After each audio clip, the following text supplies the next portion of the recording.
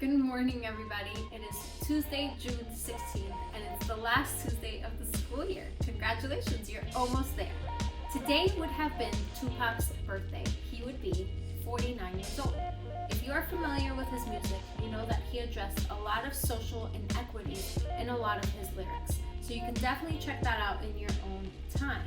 What I do want to share with you is a poem from one of my favorite poetry books, which is a collection of his poetry.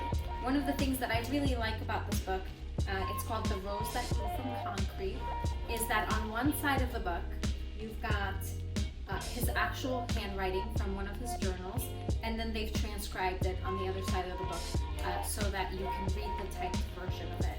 The poem that I'm going to share with you today is autobiographical, according to Tupac, and it's the same title as the book. It's called The Rose That Grew from Concrete. Now, many of you in 6th grade have read different poems from this book, so I chose one that I didn't share in my 6th grade writing classes. The Rose That Grew from Concrete. Did you hear about the rose that grew from a crack in the concrete? Proving nature's laws wrong, it learned to walk without having feet. Funny it seems, but by keeping its dreams, it learned to breathe fresh air. Long live the rose that grew from concrete, when no one else even cared.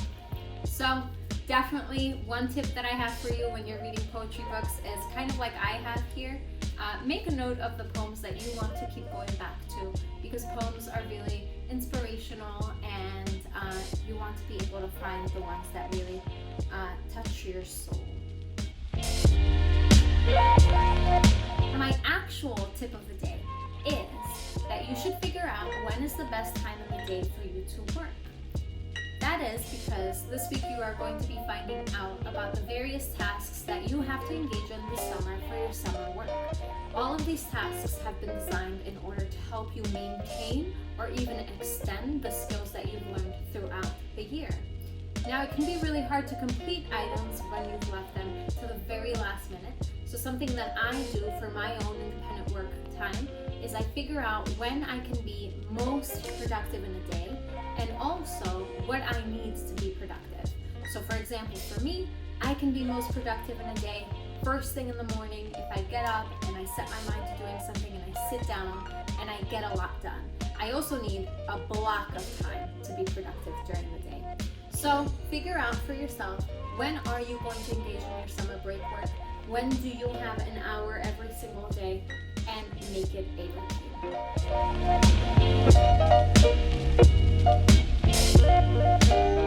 All right, scholars, here are your shout outs from yesterday.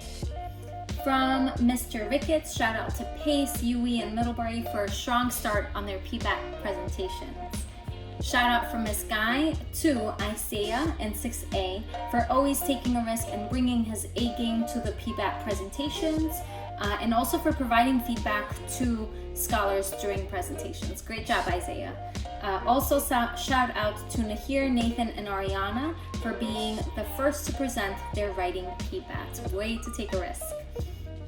From Miss Bridgman, shout out to the students who presented their PBATs, and those students are Shanice, Asia, Iana, Janine, Lauren, Rochelle, and Drayana. Great job, ladies. From Mr. White in 6th grade, shout out to Saisha, Ethan, Torianne, Sanai, and Jamari for consistent work completion. Also shout out to Middlebury, Pace, and UE for meaningful class engagement. And for 7th grade, from Mr. White, shout out to Tristan Webster. Great job as a co-host.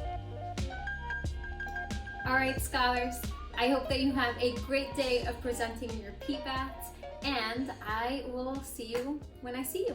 Bye.